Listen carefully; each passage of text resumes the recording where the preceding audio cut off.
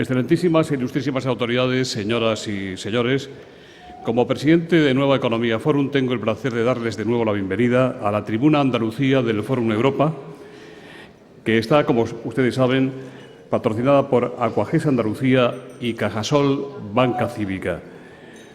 Hoy, siguiendo el ciclo que venimos desarrollando ante las elecciones del próximo 20 de noviembre, tenemos el honor de recibir a don Alfonso Guerra, cabeza de lista por el Partido Socialista al Congreso de los Diputados.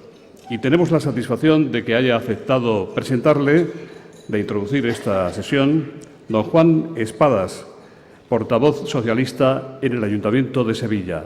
La tribuna es suya.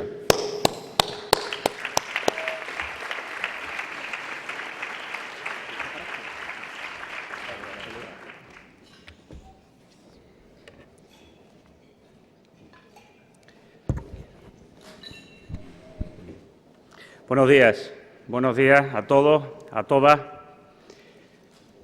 Buenos días a la mesa, Alfonso.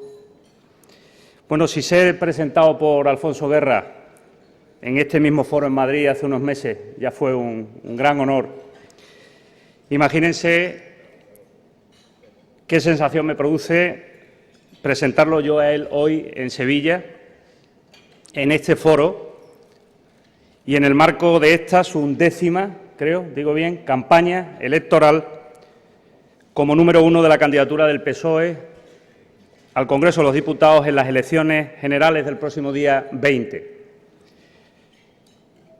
Si mi padre levantara la cabeza, estaría gratamente sorprendido, porque era él el que me llevaba a los mítines del Prado de San Sebastián, a esos inolvidables mítines que, por cierto, no tienen nada que envidiar al que diste el sábado en Dos Hermanas.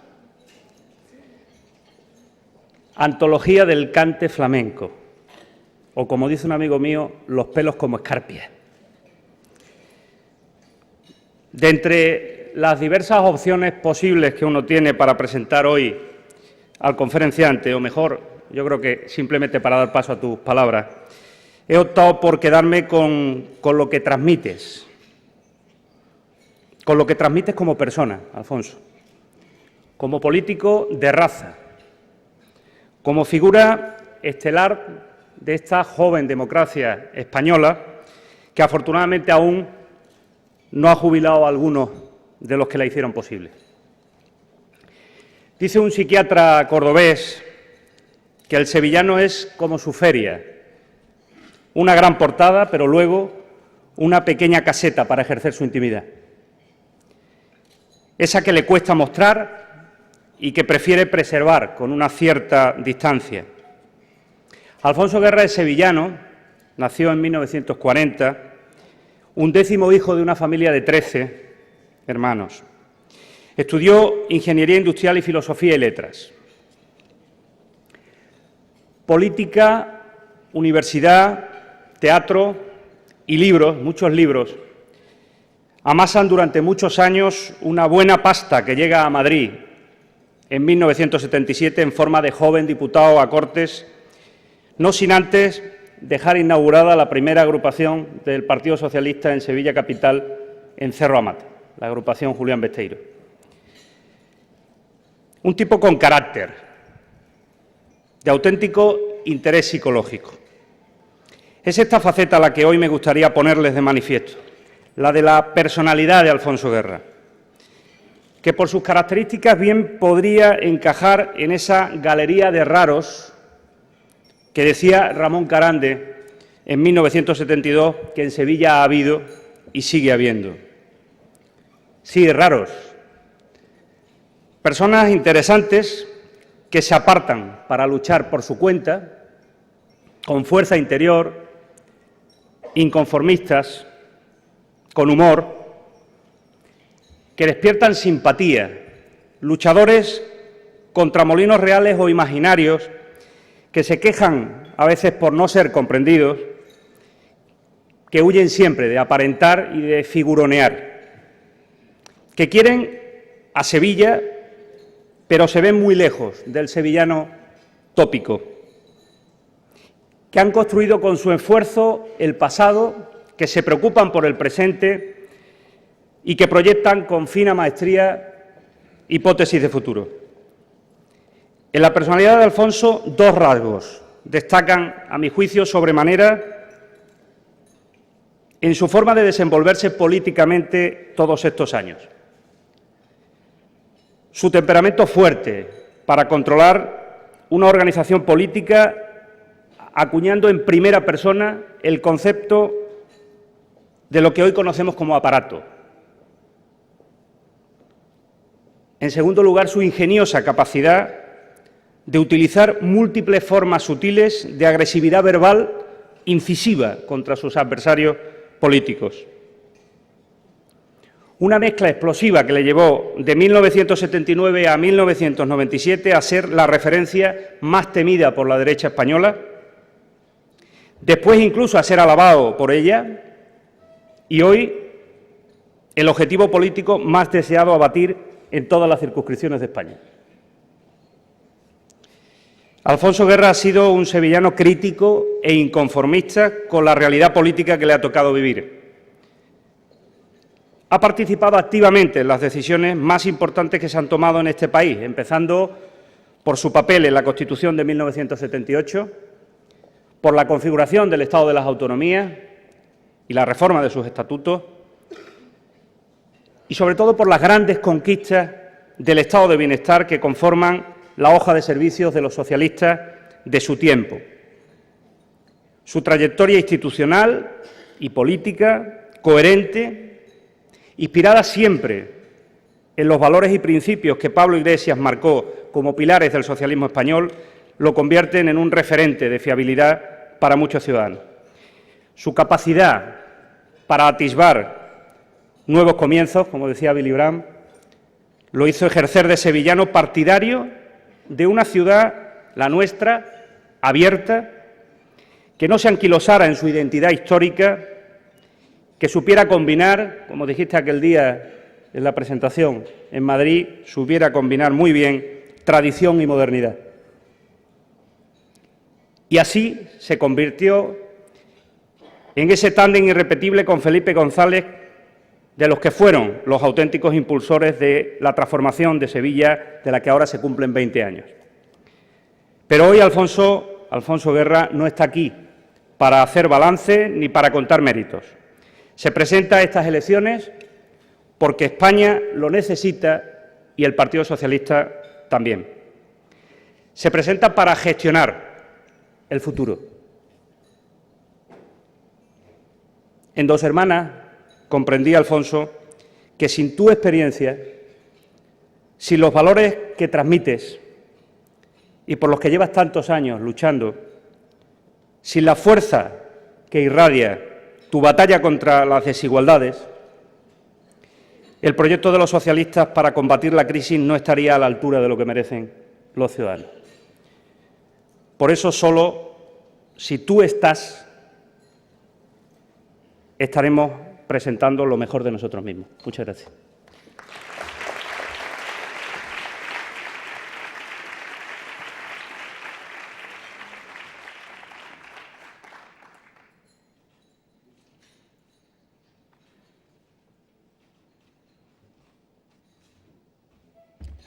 Señoras y señores, queridos amigos, vengo a esta tribuna organizada por Foro en Europa, invitado por don José Luis Rodríguez, quien comanda esta organización, y con la satisfacción de poder dirigirme a personas que tienen un conocimiento sobre las cosas que están ocurriendo, y intento huir de aprovechar este encuentro alrededor de un café para hacer un acto electoral. Me presento a las elecciones, efectivamente, es la 11ª vez, pero si ustedes están interesados en un acto electoral, pues esta tarde en Pino Montano están todos invitados. Aquí no voy a hacer un acto electoral. Creo que el auditorio merece que trate algunos temas importantes que nos afectan muy seriamente Y después de la presentación que ha hecho don Juan Espada, mi amigo Juan Espada, a quien yo tuve el honor, la satisfacción de presentarlo en Madrid, ya hemos hecho algunas otras cosas juntos. Espero que me permita presentarlo en otra ocasión cuando sea alcalde de Sevilla, que va a ser un buen alcalde para Sevilla. Y como después hay un coloquio, no quiero rehuir que hay una campaña electoral, y aunque yo aquí voy a huir de hacer un acto electoral, luego en el coloquio, si ustedes quieren plantear temas más relacionados con la vida política sevillana o española del momento, pues con mucho gusto yo contestaré y no huiré ninguna de las preguntas. Pero me interesa señalar que España, como parte de la Unión Europea, está siendo atravesada por una grave crisis económica mundial que tiene repercusiones especiales en la economía española. Ustedes saben que todo el mundo habla de la crisis económica. Yo creo que esta es una crisis de tal envergadura que nos podría permitir hablar de algo más que una crisis. A mi juicio, este es el cambio paradigmático de sociedad que se está produciendo en el mundo y que está cogiendo, a mi criterio, a contrapié a Europa. Como todos saben, la crisis económica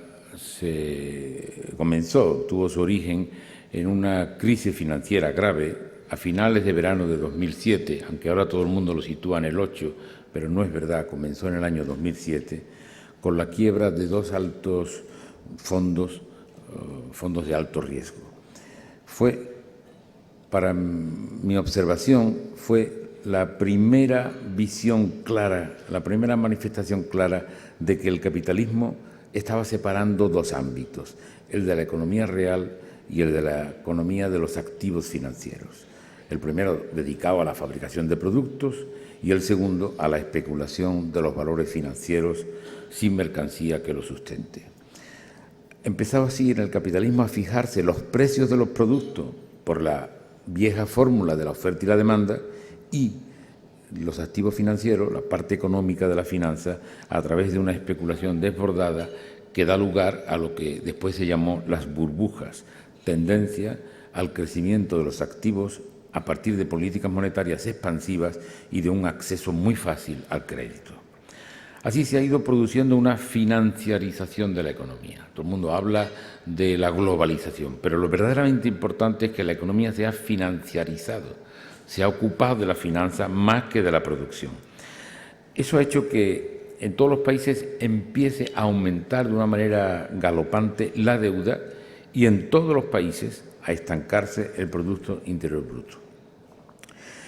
Deuda y Producto Interior han ido caminando de una manera divergente, de manera que la distancia entre las dos va creciendo día a día.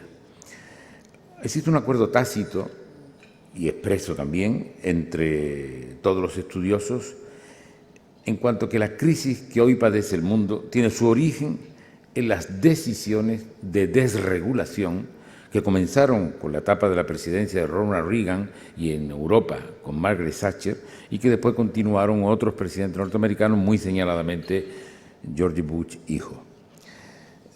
Pues la conclusión que hoy podemos, después de estos años, que podemos obtener con toda claridad, es que los mercados sin regulación, sin reglas, no son eficientes, ni justos, ni estables. Y estamos pagando las consecuencias de una serie de decisiones que se tomaron, a mi juicio, muy alegremente y que han dado un resultado, yo creo que malo para la economía del mundo y sobre todo para la economía real que padecen los seres humanos. Y es que se adoptó alegremente la libertad de circulación de capitales, la independencia de los bancos nacionales, la independencia del nuevo Banco Central Europeo, y eso ha hecho que Europa hoy se encuentre con que vive tres crisis, no una crisis sino tres: la crisis de la deuda soberana, la crisis bancaria y la crisis política del euro. Ninguna de ellas está aislada, todas están absolutamente conectadas, y la resultante de todo esto es que ha puesto a la recuperación en total y absoluto peligro. Se nota el deterioro de los ritmos de crecimiento en todos los países, a la vez que se extiende cada vez más una sensación de estancamiento por muchos años, Por más que en las tribunas políticos de un color o de otro hablen de que ya vamos, mi juicio no es tan optimista. Claro, la crisis global ha obligado a aplicar ajustes que tienen efectos a su vez recesivos, ya que reducen el nivel de crecimiento. A la vez esto desencadena una serie de conflictos sociales, debido a que los conservadores aquí o allá se dedican a dar hachazos a las políticas de bienestar. Al mismo tiempo, muchos bancos europeos, han experimentado profundas pérdidas de valor. Le llaman descapitalización. El hecho es que si hoy se tomaran los activos de los bancos con la aplicación de los vigentes precios de mercado, la mayoría de los bancos serían insolventes. Esta mala situación de los bancos hace que las empresas tengan dificultades para obtener financiación, por lo que llevan algún tiempo mostrándose muy reacias a la inversión y a la creación de empleo. En un contexto como el que estoy describiendo, para hacer frente a tan severa contracción de la economía, resulta necesario, a mi juicio, dar una respuesta fuerte y coordinada para evitar una mayor degradación de la economía real. Esa respuesta, a mi parecer, tiene que ser europea, ya que cualquier otra forma no funcionará. Europa tiene la obligación, y muy inmediata, tenemos muy poco tiempo, de crear, en primer lugar, un espacio para que respire Grecia. Luego me referiré a lo que entiendo es una mentira sobre Grecia. El Banco Central Europeo tiene que reconsiderar su estrategia de elevación de los tipos de interés. Afortunadamente, el cambio del señor Trichet, despedido en el Teatro de la Ópera en Berlín, con gran alarde de agradecimientos, no sé por qué. Afortunadamente, su sucesor, Mario Draghi, ha entrado ya bajando un cuartillo. Yo creo que va a tener que bajar todavía en varias ocasiones. El Banco Central Europeo tiene que aportar liquidez en gran escala, sin ningún miedo, y a mayores plazos a las entidades financieras del sistema europeo de bancos para que sigan accediendo al mercado, para evitar que la carencia de liquidez conduzca a los bancos a un problema de insolvencia. Y el Banco Central Europeo debe mantener los programas de compra de bonos de países del euro que se encuentran fuertemente endeudados y que en los pocos meses en que se ha aplicado esta compra ha tenido tanta utilidad para el repunte de los diferenciales. Estas tareas inmediatas tienen que completarse con otras, como es el necesario equilibrio y la coordinación de las políticas fiscales en los diferentes países de Europa. Europa está en un proceso de debilitación respecto del mundo. A principios del siglo XX Europa representaba casi el 30% de la población mundial, hoy no llegamos al 7%. El euro, que entró con fuerza respecto del mercado del dólar, que era la moneda de referencia, hoy ve que además se cruza otro, el yuan chino, que va a adquirir una importancia extraordinaria en muy poco tiempo. Por tanto, hay que reequilibrar, coordinar las políticas fiscales para que Europa conduzca el proyecto al que fuimos, el de la unidad política, la unión política. Para eso, los países de la zona euro que tienen ahorros, es decir, superávit por cuenta corriente, deben estimular el crecimiento de su economía interna. Tienen la obligación moral y política de estimularlo. El caso de Alemania y los países del entorno son más claros. Deben impulsar su demanda interior, porque así favorecerán que los países que llaman periféricos puedan realizar mejor su proceso de ajuste. Hoy día este reequilibrio no está sucediendo. Hoy día siguen las tendencias nacionalistas de cada uno de los países sin atender al proyecto común. Solo actuando conjuntamente creo que se podrá aumentar el crecimiento en toda la zona, algo fundamental para salir de este difícil atolladero. Y me detengo muy concretamente en los eurobonos que se han comprado, o bonos de los países endeudados, pero tienen que crearse los eurobonos. Es la única forma de que haya una garantía, una emisión de eurobonos que abran posibilidades, que evitarán la fragmentación de los emisores actuales. Es más, cuando funcione a plenitud, yo creo que se acabarían con las deudas que existen y y desaparecerían las dudas sobre la solvencia de los países los más vulnerables y desaparecería el temor al impago con el que hoy se juega abiertamente. Es verdad que no es fácil esto de los eurobonos, que va a ser difícil. Por eso a quienes una vez y otra están negándose a discutir sobre la conveniencia del papel de los eurobonos, hay que ponerle de relieve que los problemas que padecemos son tan grandes que la única garantía creíble para encararlos es la garantía conjunta y solidaria. Eurobonos más reglas fiscales es la fórmula que proporciona la mayor esperanza de salvación al euro, por lo que ha de ser incorporada cuanto antes por los líderes europeos, por llamarle de alguna manera, porque hoy no están dando la dimensión de ese liderazgo. Se puede opinar desde posiciones ideológicas distintas, pero sin crecimiento económico los ingresos fiscales se mantendrán estancados. Sin crecimiento económico quedará reducida la capacidad para pagar el servicio de la deuda y sin crecimiento económico será imposible evitar los impagos y un mayor nivel de agitación social. En esta situación, la respuesta de los gobiernos y de la Comisión Europea está siendo inadecuada. En lugar de buscar salidas positivas, nos encontramos que todas las respuestas son negativas. La paralización de las posibilidades atribuidas a los fondos de rescate o al sistema de eurobonos son muestra de lo que digo. Fíjense que si consideramos las bolsas, cómo actúan las bolsas en el mundo, las subidas y bajadas diarias están entre el 1 y el 6%. Sobre una capitalización bursátil global de 240 billones de dólares, la riqueza que cambia de mano en cada jornada oscila entre 2,4 y 14,4 billones de dólares diariamente. Si tomamos en cuenta que el Producto Interior Bruto, la riqueza producida por todo el planeta en un año es aproximadamente 74 billones de dólares, tendríamos que cada día la riqueza agregada sería de 0,2 billones cada día. Es decir, que la riqueza falsa que se mueve en las bolsas representa entre 12 y 70 veces la riqueza real de la producción económica.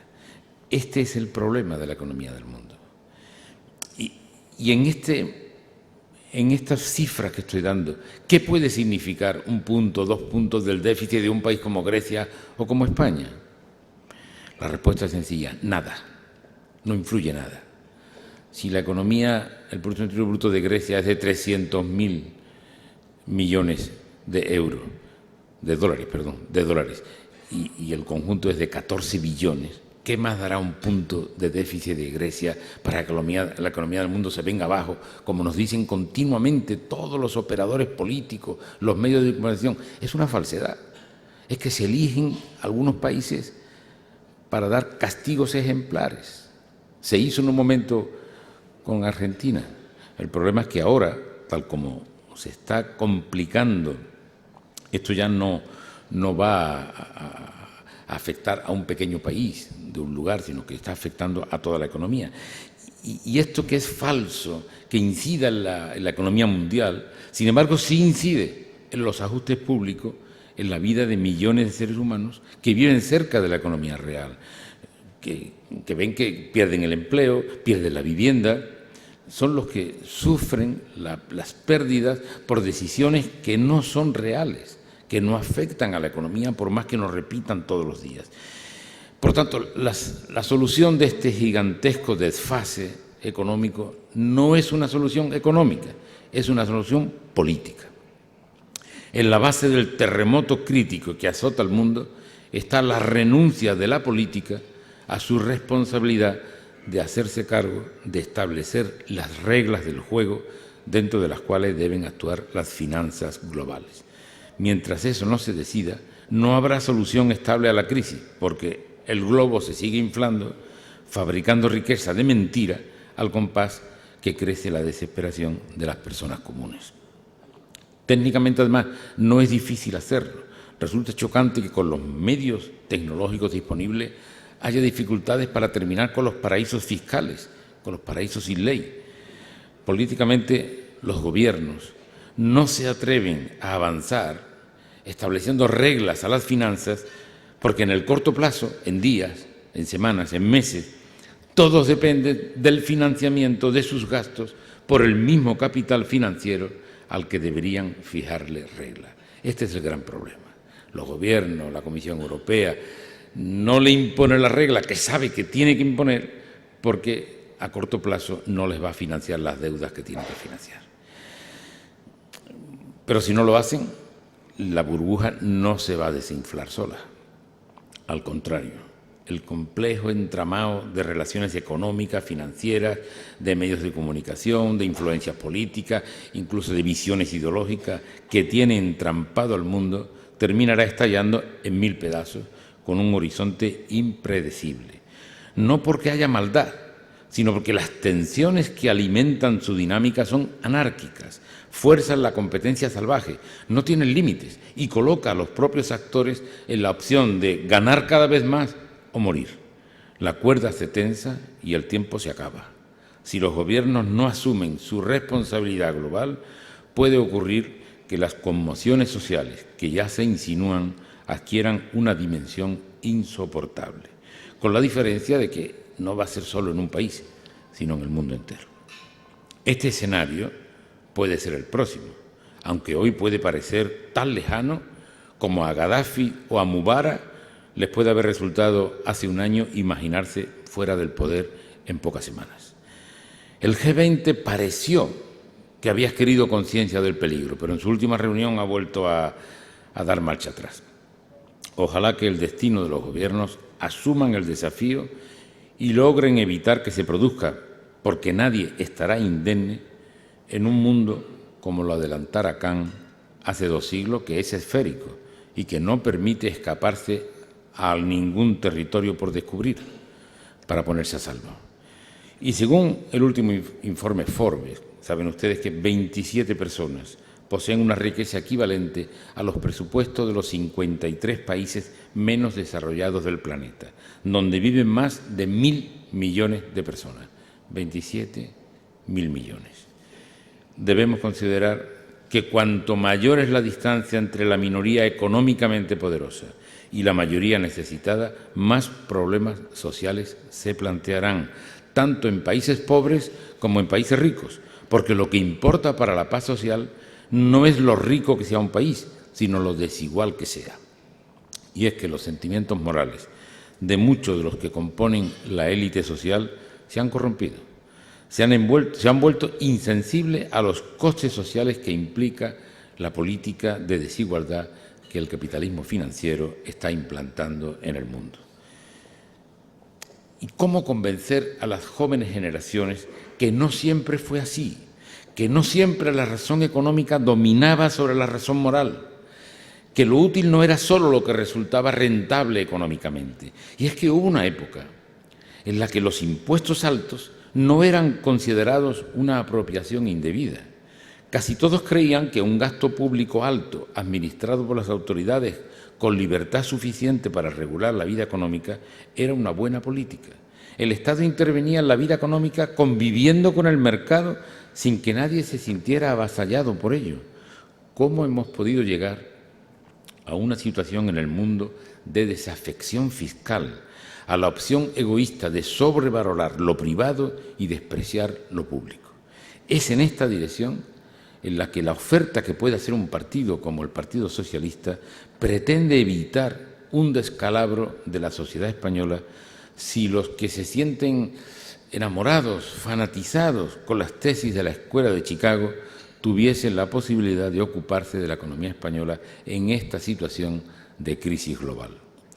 Lo responsable, aunque no sé si ese sustantivo está bien utilizado, de orientar la economía en el sector conservador en nuestro país, pretenden que de aumentar la disponibilidad dineraria mediante reducciones fiscales de la élite económica de la sociedad, habrán de derivarse una mayor inversión en las empresas que supondrá mejoría para los trabajadores, pues crearán más empleo y mejorarán las condiciones laborales. Pero la experiencia no certifica esa visión beatífica de las grandes fortunas. Lo que resulta, sin duda, es que se produce una transferencia de renta de los sectores más débiles hacia la élite más poderosa económicamente de la sociedad, como se ha visto con toda claridad en los Estados Unidos. Y la disputa académica acerca de qué representa un mayor progreso social, elevar o reducir la carga impositiva, es una polémica ficticia. ¿Bajar o subir impuestos es de izquierda? ¿Bajar o subir impuestos es de derecha? La respuesta no existe si antes no se aclara a qué colectivos se bajan o se suben los impuestos. Una impostura más de unos cuantos políticos poco propensos a hablar con datos y realidades. Son los que se refugian en imágenes de marketing para no comprometerse con un proyecto social. Ante una situación de parálisis de la producción en términos cuantitativos, los técnicos se encuentran divididos. Unos creen en la necesidad de reducir déficit, recortar gastos, austeridad, mientras que otros expertos piensan que la fórmula para activar el crecimiento solo puede llegar a través de incentivos fiscales que dinamicen la economía. La Unión Europea ha optado de hoz y de coz por el primer sistema. Y lo único cierto es que hasta este momento no parece haber tenido éxito alguno. Quizás una posición menos dogmática hubiese creado unas condiciones más flexibles para la reactivación de la economía. Este es mi criterio, que no compromete a nadie más que a mí. Pero es que los acontecimientos no hacen más que convencerme de que no es posible pedir al mismo tiempo recorte de gastos, reducción de deuda y crecimiento económico. Y es que las dificultades económicas en nuestro país han generado el efecto más cruel, el desempleo masivo, convertido en el primer problema de España. Todas las decisiones económicas deben estar en alguna medida orientadas a combatir el paro, y la fórmula elegida por las autoridades económicas de la Unión está lejos de hacerlo. Pero como he dicho, que es una cuestión política, todas las decisiones políticas deben estar dirigidas al combate del desempleo. Y hay que desterrar la idea de que nuestro país padece una condena histórica. De esta situación podemos salir, y podemos salir triunfantes si recuperamos un espíritu global de apoyo, de un consenso social de apoyo para hacer de esta nación una nación productiva, competitiva, y apuntalar además el principio de justicia social y de solidaridad. Pero para ello necesitamos que muchos hagan muchas cosas. Los partidos políticos tienen que replantear sus mecanismos de funcionamiento. Tienen que cumplir el artículo 6 de la Constitución española, que es muy poco cumplido por la inmensa mayoría de los partidos políticos. Los sindicatos han de modernizar sus estructuras, atendiendo más a los intereses de los trabajadores, estén o no trabajando, estén o no sindicados. Los empresarios tienen que reinvertir beneficios. Las entidades financieras tienen que ayudar a los que arriesgan cuando establecen empresa o negocio. Los tribunales de justicia tienen que multiplicar su eficacia y su objetividad. La universidad debe abandonar un cierto letargo. Los medios de comunicación tienen que cumplir el artículo 20 de la Constitución, que les exige veracidad de las informaciones. Y los poderes públicos tienen que remover los obstáculos para ir construyendo una sociedad más eficaz, más justa y más solidaria. Para lo que necesitamos una conciencia ciudadana de derechos y deberes. De derechos está muy desarrollada y de deberes está muy poco desarrollada. Y, por ejemplo, tenemos que desechar, los políticos, los medios de comunicación, los empresarios, tenemos que desechar la idea de que en cada pueblo debe haber una universidad, un tren de alta velocidad y un aeropuerto. Y los responsables políticos tienen que aprender a decir no a las reclamaciones que no tengan sentido ni forma de pagarlas, que lo habitual es congraciarse, buscar el apoyo, diciendo sí a cualquier tipo de pretensión. Para todos estos objetivos necesitamos que los ciudadanos, en fechas próximas, acierten en su elección. La complejidad de la situación exige personalidades fuertes, competentes, formadas y que sepan lo que hacen. Pasados ya solo unos días, vamos a tener la oportunidad de expresar libremente nuestra preferencia. He dicho que no haré un acto electoral y, por tanto, no quiero decir más que mi deseo es que los españoles elijan lo mejor para su futuro. Pero las elecciones no son solo una selección de cuadros de gobierno. Se trata de optar por unas ideas o por otras. Es cierto que la situación económica mundial ha uniformizado bastante los discursos políticos, pero existe un amplio margen de discreción entre las políticas conservadoras y las políticas progresistas. Las políticas conservadoras, llamadas hoy neoliberales, que triunfan electoralmente en el mundo, pero que a mi juicio están llevando, empobreciendo a las poblaciones hasta situaciones de marginalidad. Y los proyectos socialdemócratas, hoy menos defendidos en la sociedad occidental, pero con garantía, a mi parecer, de continuidad del estado de bienestar, con las reformas que exigen los cambios que se están produciendo en el mundo, que son muchos, y que si hay oportunidad en el coloquio algo diré. Estas son las opciones. Cada uno se plantea cuál es la suya y lo debe hacer con conciencia y con libertad, y que sirva para que España supere este nuevo desafío de futuro. Gracias por su atención.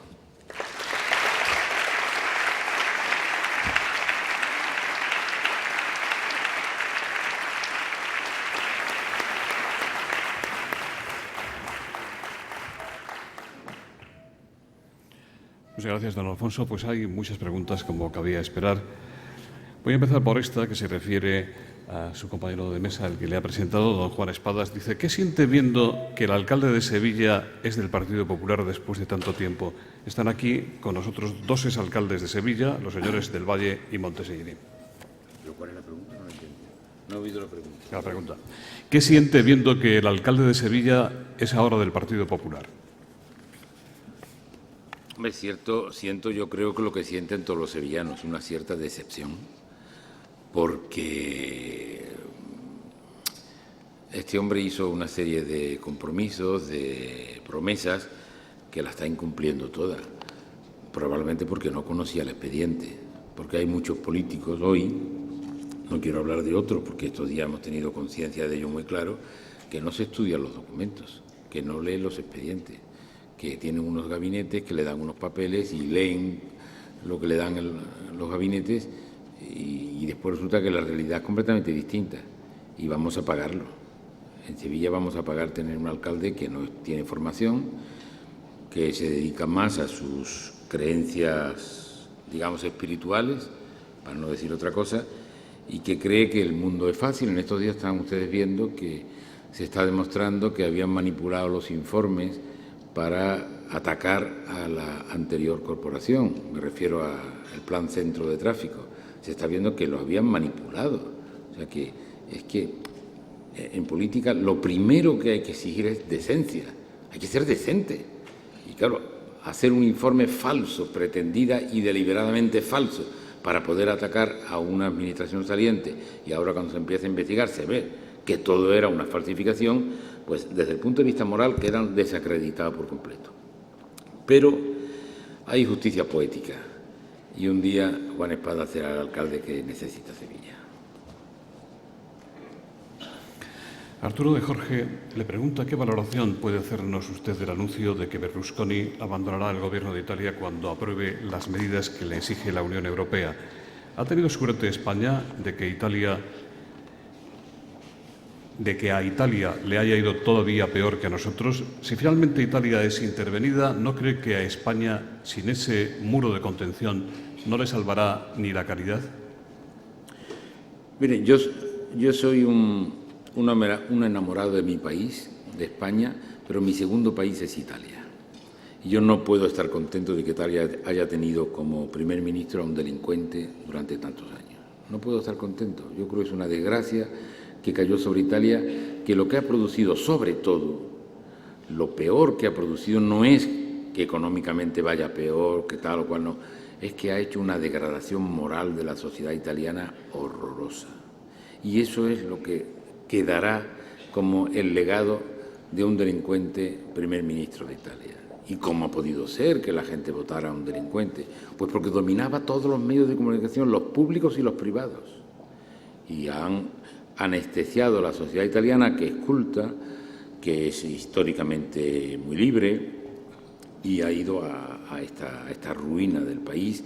Ayer tuve ocasión de hablar con algunos dirigentes políticos italianos, ayer mismo hablé por teléfono con varios de ellos, que fueron ministros en otras épocas, y realmente la degradación moral de Italia es algo imposible. Yo dije dos cosas hace años. Yo voy mucho a Italia, doy conferencias y tengo muy buenos amigos allí.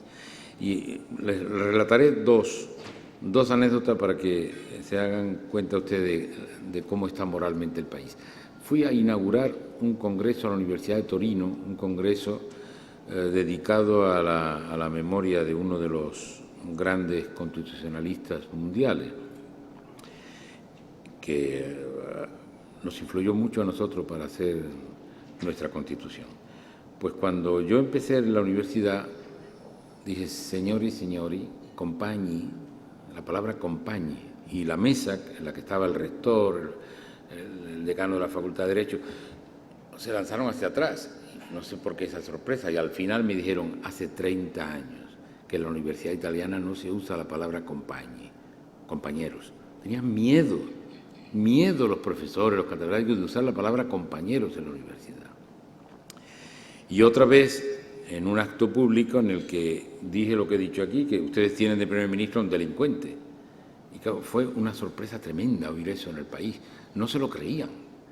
Creían que me iban a matar en una esquina. Nadie se atrevía a decir lo que era una realidad. Ahora, ¿esto tiene que alegrar a los españoles? No. Miren, las fuerzas financieras que en el mundo están creando esta debacle porque un pequeñito país cuyo Producto Interior Bruto es el 0,5% del Producto Interior Bruto mundial, 0,5, un punto o dos de su déficit, que es lo que quieren que ahora salven, eso representa el 0,001% del Producto. Hombre, por favor, no está en base a que la economía italiana o española esté un poco mejor, un poco peor. Son decisiones políticas que están adoptando estos grupos financieros. No creo que tenga relación que se vaya Berlusconi, que haya habido ahí como un muro de contención, como dice la persona que pregunta, no está en relación de eso. Y, en fin, a mí me gustaría mucho que Italia remontara, que esa sociedad remontara, porque es una sociedad culta, de una belleza artística extraordinaria, y yo me siento muy cómodo en ese país, a pesar de que últimamente lo ha prostituido la autoridad máxima del país, el primer ministro. Afortunadamente, Napolitano es una personalidad extraordinaria, el presidente. Yo tengo una buena amistad con él de hace muchísimos años, tengo una gran confianza en que sepa ayudar a sacar a Italia de este problema, y que no está en relación con España, y naturalmente España tiene que salir del problema más allá de lo que pasa en Italia. Anunciación San Sagredo dice, hay dos juezas que castigan al PSOE en esta campaña. La de Sevilla, señora Ayala, advierte que va a subir más escalones en la pirámide de la Junta, imputando a más altos cargos del Gobierno del señor Griñán por el asunto de los seres. Y hay una jueza de Lugo que, sin encomendarse ni a Dios ni al diablo, ha tirado por el camino de en medio y ha mandado al Supremo indicios que pretenden inculpar o poner bajo sospecha al vicesecretario general del partido y ministro portavoz del Gobierno, señor Blanco. En su opinión, señor Guerra, ¿hay un leitmotiv común en ambos casos? ¿Es una casualidad o es un síntoma del desgaste de la Junta y del Gobierno de España y una prueba de que el poder corrompe, lo ejerza quien lo ejerza? ¿Qué le parece la dosificación que está haciendo la jueza Ayala, como si tuviera la intención de aprovisionar poco a poco a los medios? No me querría yo complicar mucho la vida, porque con esto de los jueces hay que andar con mucho cuidado, Yo he tenido diputados de mi propio partido que eran jueces, algunos famosísimos, y yo delante de ellos nunca he dicho una palabra, porque todo puede ser utilizado en contra de uno. Entonces, yo no conozco a la señora juez o jueza que ha mencionado la persona que pregunta, pero, hombre, la impresión de la dosificación, la cronología, el calendario, no es que la tenga yo, es que es un dato objetivo. Parece, además, que hay una relación incluso fuerte, personal, entre la propia jueza y el actual alcalde de Sevilla, porque eran compañeros, y algún expediente en común parece que tuvieron, y alguna cuestión curiosa, dicen, curiosa. Entonces, veo que se sonríe mucho, parece que sabe más que yo del asunto. Entonces, hombre, y el caso de Blanco, bueno, está cantado, en plenas elecciones, crean la imagen de que va a ganar el Partido Popular, que después tendrá que haber un congreso del PSOE, quién puede organizar ese congreso, vamos también a eliminar esa piedra, ese elemento lo vamos a quitar de en medio. ¿Cómo? Buscamos un amigo que diga que le ha dado un dinero. Vamos a ver, la corrupción en España debiera estar castigada con una penalización brutal, pero igualmente brutal penalizaría yo al quien diga de un representante público que es corrupto y se demuestre que no lo es. Porque es que aquí el que no es corrupto y es representante político, si alguien lo acusa, ya está muerto. Pero el que inventa, si lo ha inventado, una acusación de corrupción sobre alguien, se va tan contento a casa, lo premian, lo premian. Yo tengo alguna experiencia de abogados inventores de acusaciones que después van en las listas de los partidos, como premio. O sea que España tiene aquí que despertar un poco a los corruptos, la máxima pena. Al que invente una corrupción, la misma pena, la misma. Porque claro, si no aquí basta con acusar a alguien que ya ahora defiéndase, defiéndase, ya le ha lanzado una flecha que le ha dado en medio del corazón. Y ahora defiéndase como pueda, pero ya está. Es una cosa realmente espantosa. Yo recuerdo una película de hace muchísimos años de una niña que inventa sobre sus profesoras un entonces delito y que claro que arruina la vida de las dos profesoras. Era una invención. Al final de la película, porque tiene que terminar bien, la niña confiesa que era falso, pero ¿quién le quita a las dos profesoras lo que habían sufrido? Eso está pasando en la sociedad española y está pasando alimentado, digámoslo claro, por el Partido Popular. Eso es así. A los corruptos, toda la ley contra ellos. Los que inventan corrupciones, la misma ley contra ellos, la misma pena. Ni un segundo menos, de cárcel o de lo que sea. Por tanto, sí, hay una cronología. Vamos, no es que lo diga yo, no es mi parecer, es que la cronología es objetiva. Viene la campaña electoral y pum, a cuartear esto de acuerdo con alguien. ¿Con quién? Hombre, supongo que con quien teóricamente sale beneficiado de esas imputaciones. Carolina Rojas dice: parece ser que ETA tiene preparado otro comunicado para difundir antes del 20 de noviembre en el que plantearía la desmilitarización de su estructura y pediría el voto a la coalición Amaiur. ¿No está teniendo ETA demasiado protagonismo, demasiado para ser una banda de criminales porque, como dice el compañero Bono, santos no son? Vamos a ver, el asunto de ETA está teniendo cero protagonismo en la campaña, cero. Porque, naturalmente, el Partido Popular y sus acólitos, que son muchos, y muchos de ellos en medios de comunicación, han decidido que esto no salga. Porque, claro, ¿se imaginan ustedes que en la etapa del presidente del gobierno del PP, el anterior, hubiera logrado el fin de ETA? Bueno, la de cohetería que hubiéramos oído en todas las televisiones, en la radio, en los periódicos, pero ha sido con un gobierno socialista. Callados, silencios. Yo no sé si va a haber un comunicado, ojalá, no un comunicado, ojalá se desarmara ya totalmente, rompieran filas y entregaran las pistolas. Ojalá, yo estaría encantado, con un gobierno socialista o con un gobierno de cualquier color. En eso me distingo yo también de otros, que si es con otro también me alegra. Y estos no lo soportan, no pueden soportarlo, que esto se haga en tiempo de un gobierno socialista. Por eso hay un silencio absoluto. No quiere nadie hablar del fin de ETA. Llevamos 43 años esperando esta noticia y no nos dejan disfrutar ni unos días. Hombre, vamos a hablar de esto, vamos a disfrutar de que por fin estos tíos se rinden. Pues no se rinden. No, que no se hable de eso. Me parece una injusticia histórica tremenda. Desde las mesas de prensa viene esta pregunta que les leo. El domingo usted y don Felipe González atribuyeron al PSOE y en concreto a Rubalcaba el final de ETA. ¿No deben correr el riesgo de que sus enemigos les recuerden el GAL? Pues no, la verdad es que no, porque no tengo nada que ver ni con el GAL ni con nada de esto, o sea, que no temo nada. Y además, no solo es que yo pudiera temer, que no temo, de que pudieran hacerlo, es que lo están haciendo. Es que ayer mismo, en el País Vasco, el representante del PP habló del GAL. Les gusta mucho el GAL, les gusta. Hay gente que vive bien entre los fangos. A mí no me gustan los fangos, me gusta la limpieza y la transparencia. Luis Correas le pregunta: ¿qué le parece que el Partido Popular esté estudiando cómo privatizar las televisiones autonómicas, al menos la gestión de las mismas. ¿Cree que a eso espera, por ejemplo, Pedro J. Ramírez, que así verá pagados los servicios prestados durante la campaña y otros servicios? ¿Qué le parece la propuesta del Partido Popular de fusionar Televisión Española y la agencia EFE? Bueno, son dos temas separados. Vamos a ver. El tema de las televisiones autonómicas, yo estuve en la redacción, con don Fernando Abril Martorell, yo estaba en la oposición, yo estuve en la redacción de aquel primer decreto sobre las televisiones de las comunidades autónomas. No recuerdo, tenía otro nombre, no he hablado de comunidad autónoma. Los terceros canales o algo así, no me acuerdo cómo se llamaba.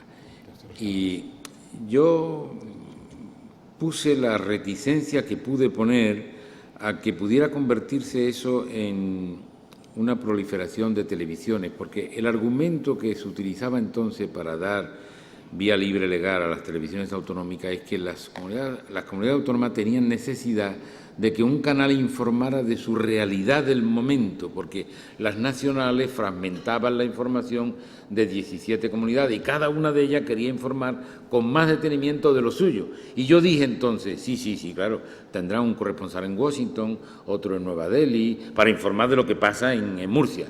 Hombre, no. ¿Y qué es lo que ha pasado? Hay comunidades autónomas que tienen cinco canales. Necesitan 5 canales para informar de... Yo creo que es un abuso. Ahora, ¿esto cómo se resuelve? ¿Privatizando?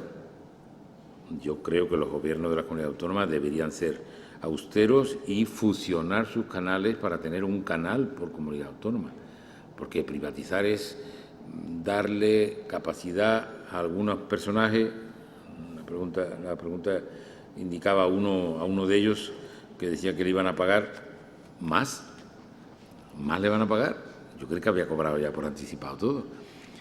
Pero, en fin, yo no sería partidario de la privatización, sino de la fusión de esos canales en un solo canal en cada comunidad autónoma. Respecto a lo de EFE, me parece un disparate. Me parece un disparate que tengamos, como tenemos, somos líderes mundiales en algunas cosas en España, cosa que hace 30 años era impensable. Somos líderes mundiales en energía renovable, en prospecciones en aguas profundas, para búsqueda de petróleo, somos uno de los 10 países del mundo capaces de diseñar y construir un avión por sí solo, somos el 7º país en satélites de comunicación en el mundo, en fin, somos líderes. Y una de las cosas en las que somos líderes es en la agencia de información, somos la 4ª agencia del mundo, con el poderío que tienen las agencias norteamericanas. Y la 4ª agencia del mundo la vamos a destruir. ¿Para qué? Para que las agencias privadas que hay, que no le llegan ni al tacón del zapato, puedan subir en sus negocios. Esto es una operación claramente de favorecimiento económico de un sector, claramente. A mí me parece un absoluto disparate tirar por la borda lo que ha costado un esfuerzo inmenso. La agencia EFE es la 4ª del mundo, pero es la primera en español. Hispanoamérica entera vive de la información que llega de la agencia EFE. Lo vamos ahora a fundir en un organismo mucho más potente como el de Televisión Española para otros asuntos económicos. A mí me parece una operación casi delincuencial. ¿Necesitan, señor Guerra, Sevilla, el Ayuntamiento de Sevilla, el alcalde de Sevilla, una televisión? Bueno, yo no soy muy partidario de la proliferación de televisiones. No soy muy partidario porque, claro, después se reparten, las televisiones locales de toda España se reparten una audiencia pequeñísima. Y hay una cantidad de personas dedicadas a esto. En fin, yo quizás sea una persona poco dada al marketing político. Ustedes han visto que el otro día hubo un debate en televisión y a la llegada a la puerta veían ustedes que había centenares de fotógrafos. Hacían falta tanto. Con un fotógrafo se hace una foto. 10, 14, bueno, pero centenares. ¿Qué hacen después con las fotos? ¿Dónde están esas fotos? Porque aparecen 3 o 4. No, yo creo que hay un exceso en el mundo de la comunicación en España. Me dijeron una vez, aunque yo no tengo los datos, que en España teníamos tantos periodistas como casi toda Europa junta. Es un poco excesivo, ¿no? Creo yo. Pero, en fin, ahí a la gente le gusta eso porque hay políticos que les gusta salir Yo cuando estuve en el gobierno sabía que había representantes políticos anteriores y durante mi etapa de gobierno que llamaban a las televisiones porque tenían noticias que dar para que le filmaran y tal. A mí me persiguen continuamente para que vaya a las televisiones. A mí no me gusta ir a la televisión. Yo no me quiero ver en una pantalla. No entiendo esa erótica que dicen que tiene el verse en una pantalla. Yo no quiero salir. ¿Pero para qué? Si uno es un ser humano modesto, uno no representa nada en el mundo. Pero hay gente que les encanta. Entonces, que no me sacan en una tele, me hago una para mí y salgo todos los días. Yo no soy partidario de eso. Amparo Astiz dice, los medios, especialmente los medios de la derecha, dicen que Rajoy se afianza tras el debate del lunes con Rubalcaba. ¿Logrará Alfredo al menos movilizar a las bases del PSOE? ¿Se equivocaron Rubalcaba y su equipo en basar el debate en tratar de demostrar que Rajoy no es el hombre para esta crisis? Yo vi el debate el otro día, intenté verlo con objetividad, sin tener una predisposición hacia uno o hacia otro, y después, por la mañana del día siguiente, a las 8 menos cuarto, fui a un kiosco a comprar un periódico y vi que todos los periódicos hablaban de una encuesta que habían hecho sobre el debate. El debate había terminado a las 12, el periódico yo lo estaba leyendo a las 8 menos cuarto, digo, ¿y cuándo habrán preguntado a esta gente? Han levantado a las 4 de la mañana a la gente y a los expertos para... A mí me sorprendió, la verdad, que listos son. Yo en esto de las encuestas y eso, un poquitín, poco. Pero en 1972 creé un instituto de técnicas electorales, cuando aquí no hablaba nadie de eso. Y me fui a Alemania, a Suecia, a Francia, a ver cómo funcionaba todo esto. Y ahora me doy cuenta que yo era el más torpe del mundo, porque acaba a las 12 y a las 8 menos cuarto, y hay que imprimirlo, hay que distribuirlo en las furgonetas. ¿Cuándo lo han hecho? No quiero decir cuándo me parece que lo han hecho, pero en ese tiempo no. Bueno, entonces yo vi el debate y yo quedé muy inquieto porque allí había dos personas que una de las dos puede ser presidente del gobierno. Y quedé muy inquieto porque uno de ellos no era una persona documentada, no decía nada a la Cámara por su propia inteligencia, sino que cada vez cogía un papel y lo leía. No leía demasiado bien, pero lo leía. Claro, yo pensé, en aquel momento pensé, pero bueno, cuando llevaba ya media hora, digo, bueno, si se le ocurre a cualquier persona del estudio abrir una puerta y viene un poco de viento, ¡zum!, se lleva los papeles y el Rajoy se marcha, que me voy, que me han dejado sin esto, no tengo nada. Eso a mí me inquieta. Un momento que levantó la vista, que habló sin papeles, ¿sí? Porque a la llamada final que le dice, una llamada a los españoles, también la leyó. Pero hubo un momento que levantó la vista, porque en un rifirrafe así pequeño, que los pueblos bonitos y tal y cual, entonces habló de los pueblos, como saben ustedes, y habló, supongo que, de Casalla de los Atunes, porque yo no he visto una cosa igual.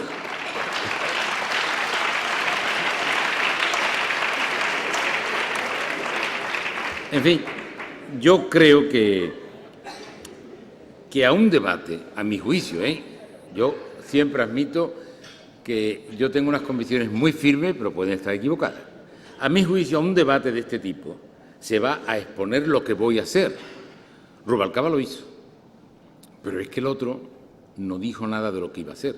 Solo tenía la venganza de usted hizo, pero bueno, y usted está aquí para decir lo que va a hacer. Hubo un momento, digamos, como espectacular, que daba a entender lo que uno sabía y lo que otro sabía, lo que uno trabaja y lo que otro no trabaja. Cuando hablaron de seguridad, pues el señor Rajoy sacó un papelito, le tengo aquí un papelito, y entonces Rubalcaba dijo, ¡bum!, sacó un póster con gráficos hechos, trabajado. O sea, trabaja, es que el otro da la impresión de que no trabaja.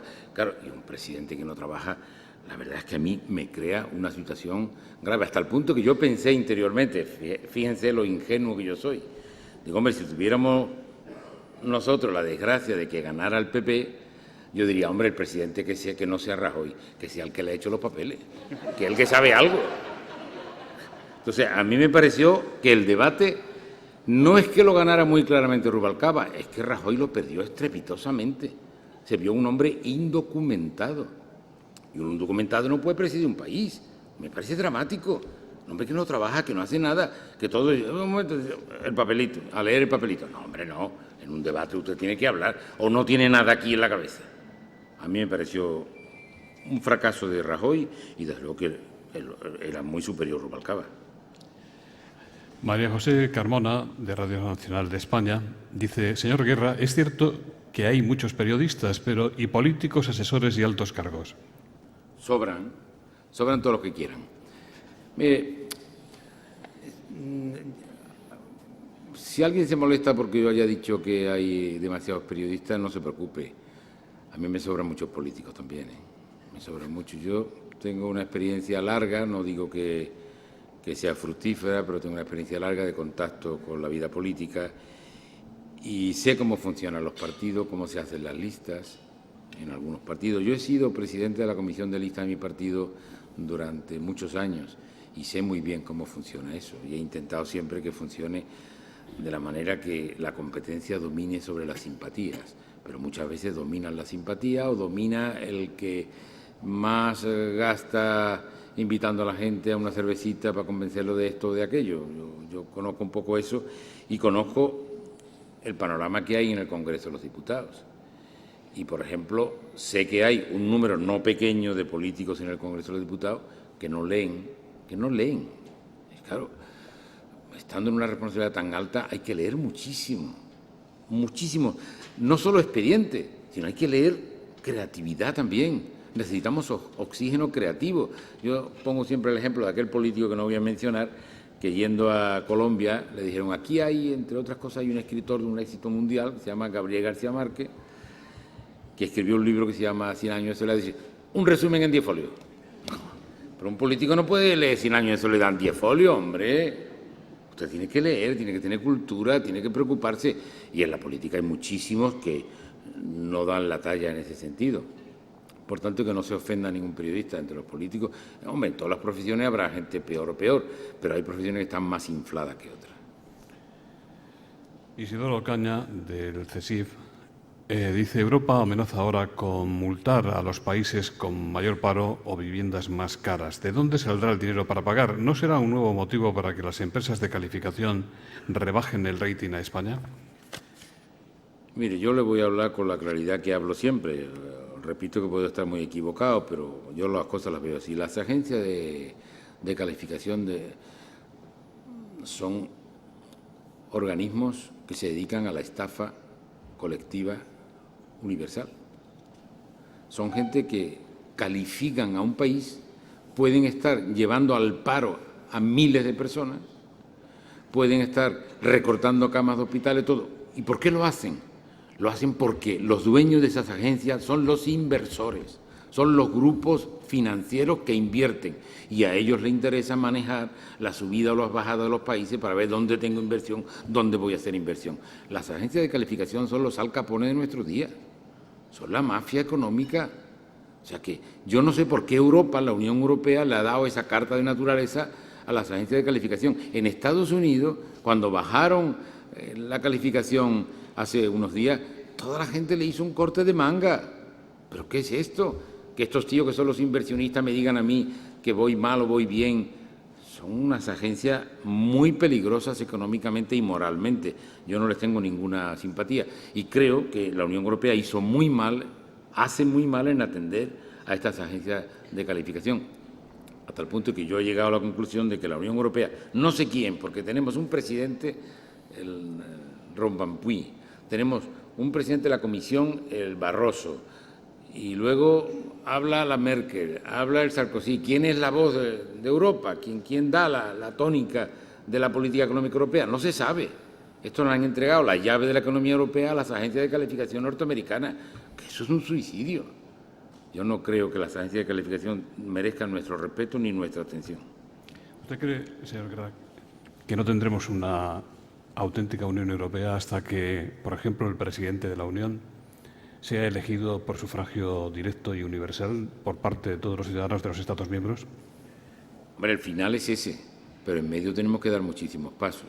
El que es absolutamente imprescindible es el paso de la unificación fiscal. No puede haber una moneda única, es decir, que los países no tienen capacidad de medidas monetarias, de devaluaciones, revaluaciones, no tiene esa capacidad, ha entregado esa soberanía al conjunto y después la política fiscal cada una es diferente. Así no es convivible, no es compatible 17 políticas fiscales y moneda única. Eso lo tienen que resolver. Y yo insisto en que Europa está debilitando de una manera clarísima su papel en el mundo.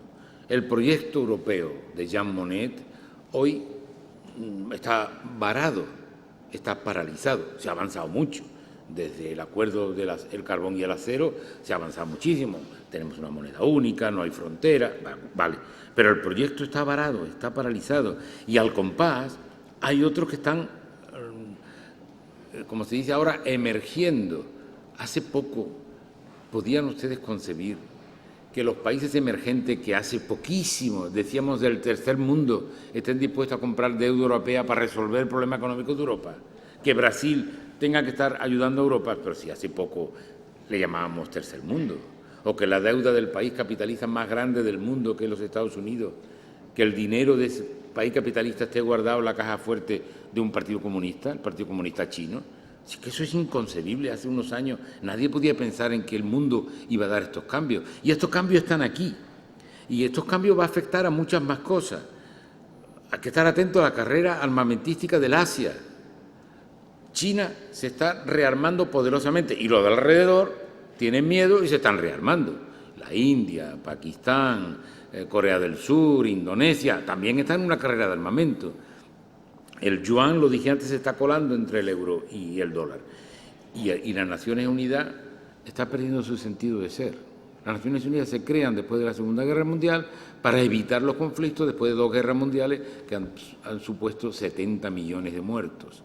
Vamos a arreglarlo como creando un foro diplomático donde arreglemos nuestras cuestiones y los 5 grandes aliados que han derrotado al fascismo alemán, pues esos tendrán en el Consejo de Seguridad un puesto continuo, permanente y además derecho de veto. Y ese derecho de veto es hoy un hándicap absoluto para la justicia en el mundo. Porque si hay un señor en Siria que ametralla a los manifestantes que están pidiendo pan y libertad, pues no es posible ponerse de acuerdo porque hay 2 países, China y Rusia, que dicen voy a imponer el veto si usted se trae aquí algo. O si hay un país como Israel que va tomando territorios en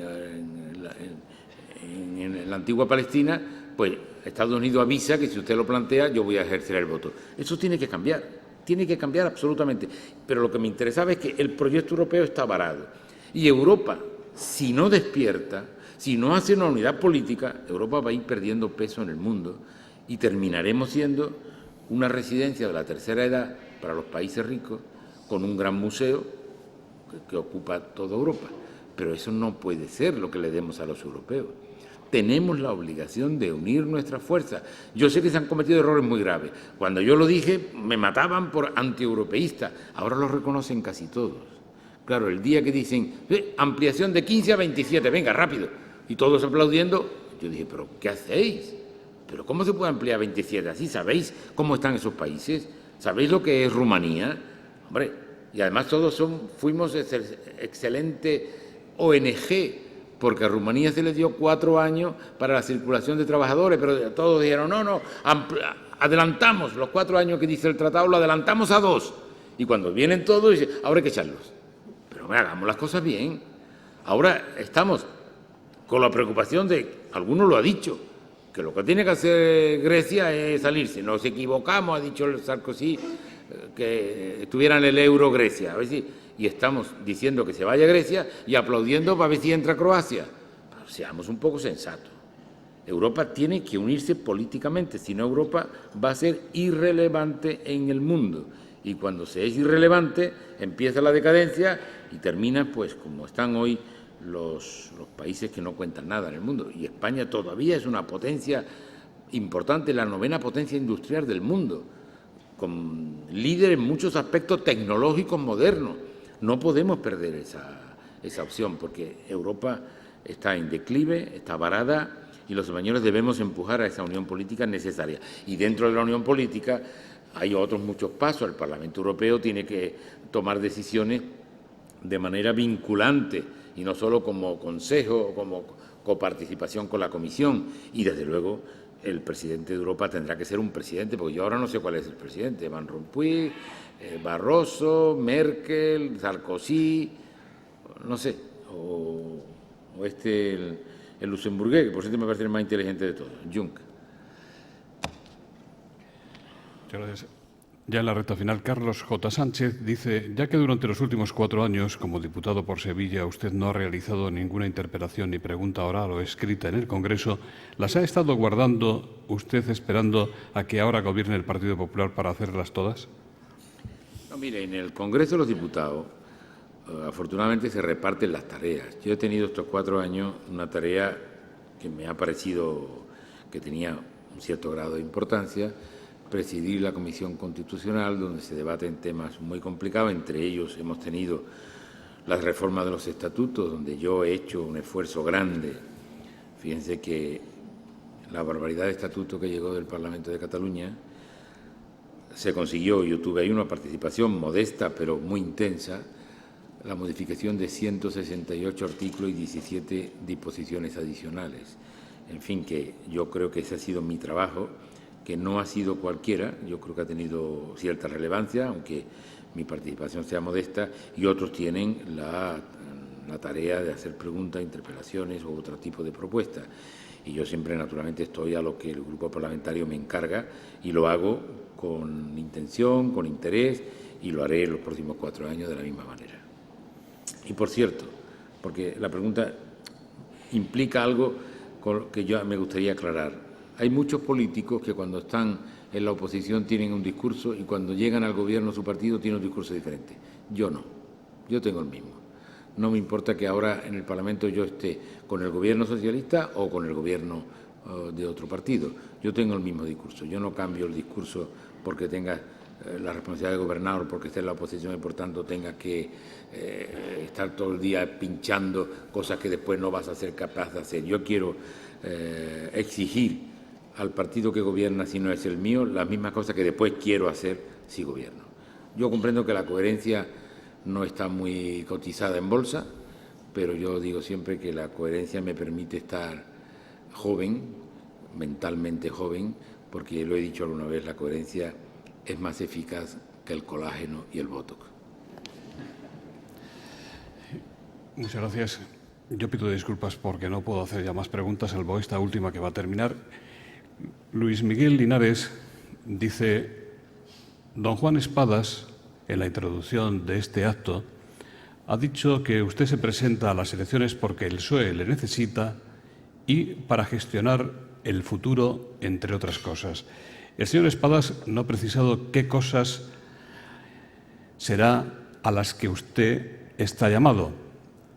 Y la pregunta es, ¿está usted dispuesto a participar de algún modo en el proceso de reconstrucción del PSOE, si como es probable se produce una derrota grave el 20N? En este mismo foro, en Madrid, don Felipe González dijo que esa noche se pondrá al servicio y al lado de Rubalcaba, a quien don Felipe cree que debe corresponderle dirigir el proceso hacia una nueva etapa del Partido Socialista. ¿Está usted de acuerdo en que debería ser Rubalcaba, debería ser una gestora? ¿Supondría eso necesariamente el cese inmediato de Zapatero como secretario general? ¿Debería hacerse un congreso del partido en los primeros meses de 2012, es decir, cuanto antes? El que pregunta es el organizador del congreso, porque me hace tantas preguntas tan detalladas. Bueno, el señor Espada muy amablemente ha dicho que a mí se me necesita. Yo tengo un concepto de mí bastante más modesto, incluso mediocre. Mi peor enemigo me da a mí una categoría que yo no me doy. Siempre hasta los peores dicen, no, pero inteligente es, inteligente. Yo no soy muy inteligente. Lo que pasa es que en la vida, pues, si te mantienes coherente, mantienes tus posiciones, pues a veces parece que eres más listo de lo que eres, pero no soy tan listo, ¿no? El señor Espada ha sido muy amable y ha dicho que yo tendré que estar en el futuro y pregunta, la persona que hace la pregunta, que ¿en qué cosa concreta? Yo creo que don Juan Espada no lo sabe, ¿no? Digo yo, que no lo sabe. Yo, desde luego, no lo sé. Yo no tengo que decir que al día siguiente de las elecciones estoy al servicio de mi partido. Yo llevo 52 años al servicio de mi partido y voy a seguir estando al servicio de mi partido. Mire, yo creo en el socialismo. Yo creo que el socialismo es la fórmula más humana, si quieren ustedes, más evangélica, dicho de un no creyente. Bueno, no creyente no. A mí no me gusta eso de decir, eres creyente si crees en Dios y no eres creyente si no crees en Dios. Yo creo en muchas cosas. Yo soy creyente, pero creyente de otras cosas. No soy religioso y respeto mucho que los demás puedan ser religiosos. Encuentran ahí un vehículo de realización personal y me parece muy correcto. Pero no sé lo que estaba diciendo, me he metido en esto de la religión. Así que yo creo en el socialismo. Creo que es lo más humano, lo más evangélico. Yo he tenido conversaciones con los obispos. Yo una vez, durante años, 8 años, yo fui presidente de la Comisión Iglesia-Estado y yo me relacionaba con los obispos mucho y tengo muy buenas relaciones. Todos hablan bien de mí, todos. Y además rezan por mí todos los días. Con lo cual, me lo dicen ellos, tengo indulgencia plenaria para todo. Si un día tengo una reyerta con un obispo, pues ya sé que haga lo que haga, tengo indulgencia plenaria. Voy directamente al cielo, si hay cielo, porque el anterior Papa parece que nos quitó el cielo, este lo ha repuesto, en fin, no sé. Yo ya no sé muy bien dónde estamos. Pero yo creo en el socialismo, creo que es la mejor manera de organizar la sociedad. Entonces, hombre, no estoy de acuerdo siempre con todo lo que diga el Partido Socialista. ¿Por qué? Yo soy muy socialista. Yo soy un hombre de partido. Pero primero, tengo criterio propio. Yo opino de las cosas según mi propia inteligencia, que será pequeña, pero es la mía. Y segundo, después de tener criterio, yo tengo libertad para expresarlo. Yo no siempre coincido con lo que dice mi partido. Acato las decisiones mayoritarias, pero tengo libertad para expresar que estoy en disconformidad con eso. ¿Por qué no? Por tanto, yo creo que como fórmula global de organización de la sociedad, el socialismo es la mejor fórmula. Discrepancias, claro. Por eso yo voy a estar siempre al servicio del Partido Socialista. El preguntante lleva un prejuicio que yo no comparto, como probablemente va a ser una derrota. ¿Por qué? ¿Quién ha dicho que va a ser una derrota? ¿Quién lo tiene ya eso? ¿Sustituimos a los votantes? ¿Suprimimos el día 20? Hombre, que un político de la derecha piensa así, pero yo no concibo que la gente pueda optar a que las encuestas sustituyan a los ciudadanos. Si no, ya podíamos quitar la elección, ya se sabe quién gana. No se sabe quién gana, señores. Ha habido algunas sorpresas en España.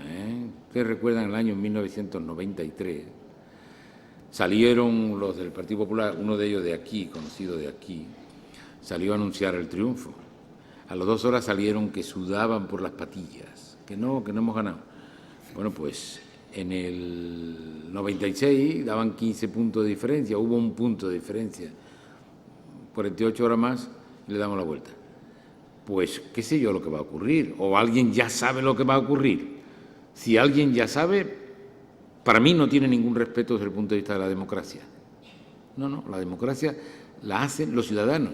Y yo qué sé si la gente va a ir a votar masivamente o van a votar muy poco, van a votar a uno, van a votar a otro. Hombre, me gustaría que votaran a uno concreto, pero pueden votar mucho a otro o al mío. Pero quién sabe ya lo que va a ocurrir. ¿Quién se atreve a pronosticar que los ciudadanos ya han decidido? No parece muy democrático eso. Al día siguiente, si el PSOE triunfa, yo estoy al servicio de mi partido. Si el PSOE no triunfa, también estoy al servicio de mi partido, porque estando como estoy en esta primera juventud, tengo fuerza para hacer lo que me pidan y la voy a hacer. Y la voy a hacer con mucho gusto además, porque ya uno ya no tiene posibilidad de pasarse a otra cosa. Me voy a dedicar yo ahora a hacer soneto a la Virgen del Carmen. Es que no me salen, que ya no me salen después de una vida entera dedicada a todo esto. Yo voy a seguir defendiendo. Además, ustedes saben que yo tengo un criterio muy claro. Cuando tengo dudas, siempre me inclino por los más débiles. Una sociedad moderna si atiende a los más débiles, no si tiene teléfonos móviles. Siempre en la vida hay alguien que lo pasa peor que uno, aunque uno esté en un momento difícil, no solo económico, puede ser depresivo, de tristeza, de abandono de una persona querida, de muerte. Siempre hay una persona que está peor que uno y ahí es donde se muestra si una sociedad avanza o no. Usted le echa una mano a ese que está así o usted no tiene sensibilidad.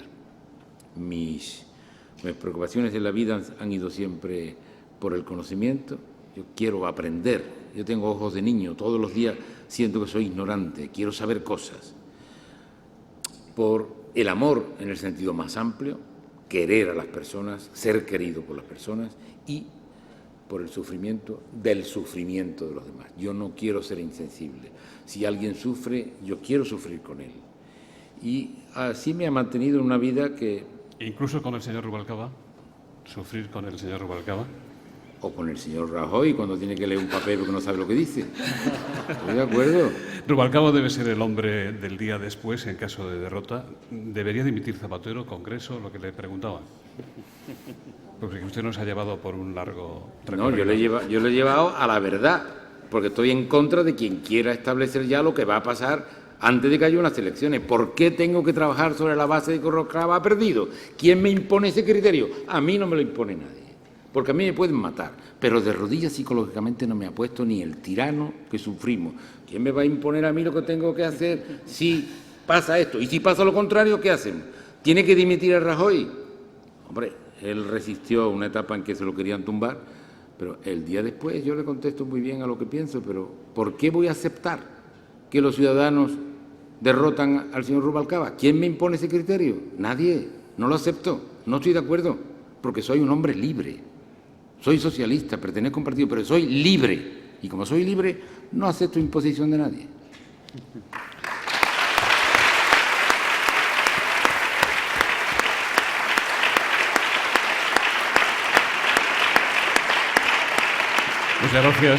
Muchas gracias, don Alfonso, muchas gracias, don Juan. En nombre de las dos entidades que hacen posible esta tribuna Andalucía, Coages Andalucía y Cajasol, don Guillermo Sierra, de esta última entidad, va a despedir el acto. Buenos días a todos. Para mí es una satisfacción encontrarme aquí con las personas que me acompañan y que estoy acompañando yo a ellos en esta mesa. Solo quería decirle dos cosas. Una primera, lamentar que nuestro presidente no haya podido estar aquí. Yo sé que a él le causa hondo pesar en no encontrarse hoy aquí, disfrutando de alguna forma de este acto, porque de alguna forma también tenía comprometida su agenda, parte fuera de España y alguna otra parte de ella dentro del propio país, y lógicamente lo lamentamos todos. Y en segundo lugar quiero darle las gracias a don Alfonso Guerra, a don Juan Espada, a las personas que me acompañan y a todos ustedes por haber asistido a este acto, un acto realmente en un momento complejo, un acto interesante. Yo como economista me hubiera gustado discutir algunas cosas con don Alfonso Guerra, posiblemente, no le he querido preguntar pues, por no entrar en ningún tipo de debate, pero alguna me hubiera gustado mucho, porque creo que de alguna forma su visión de los problemas es una visión no economicista, no estrictamente economicista y por tanto interesante para un economista, lógicamente. Nosotros afortunadamente el hecho de ejercer la profesión de economista es una satisfacción y evidentemente nos falta muchas veces el componente social en el más amplio sentido del término, en el cual yo estoy plenamente de acuerdo. Así que muchas gracias a todos ustedes, estamos a disposición de todos ustedes y esperemos que en próximas reuniones del foro pues se siga desarrollando estas actividades que son tan interesantes para todos nosotros. Muchas gracias.